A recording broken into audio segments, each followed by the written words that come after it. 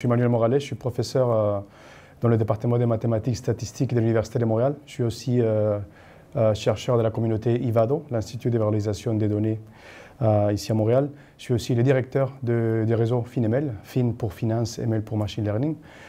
Et je suis aussi chercheur associé de l'OVIA. L'OVIA, c'est l'Observatoire international des impacts sociétaux de l'intelligence artificielle. Ma recherche est principalement collaborative.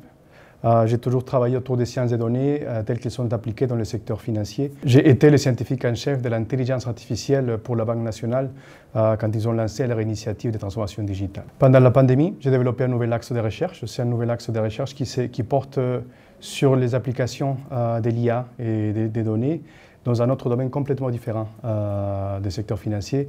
Ici, c'est des applications dans la culture et plus particulièrement dans la préservation du patrimoine immatériel. Ce projet s'appelle projet Garambullo. Garambullo, c'est un petit fruit de la région semi-désertique du Mexique où ce projet se passe.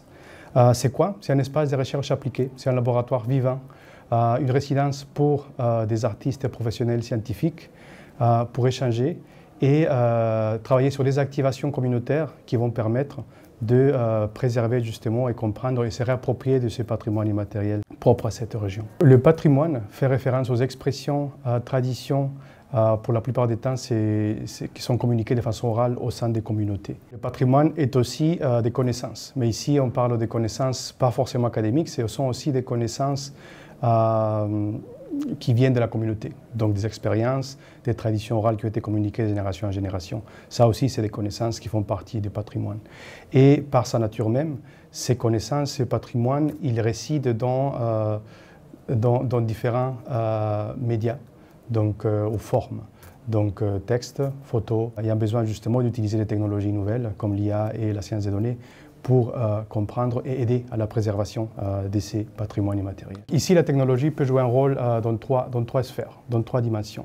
Une, comme un outil pour aider à l'archivage, collection et catégorisation de toutes ces données-là, que par leur nature qui est très hétérogène, pose un problème.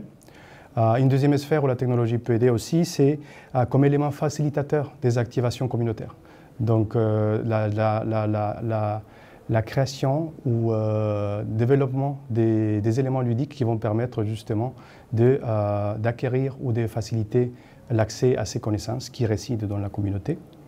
Et une troisième sphère, c'est comme un autre moyen d'expression pour les artistes, artisans qui travaillent dans ces projets et qui utilisent l'art comme moyen d'accès à la communauté. Et ça, c'est un élément important aussi. Ici, quand on parle de technologie, on parle surtout des méthodes de NLP, comme on les appelle, donc de Natural Language Processing, ou des méthodes de traitement de langage, mais aussi de l'information, extraction de l'information.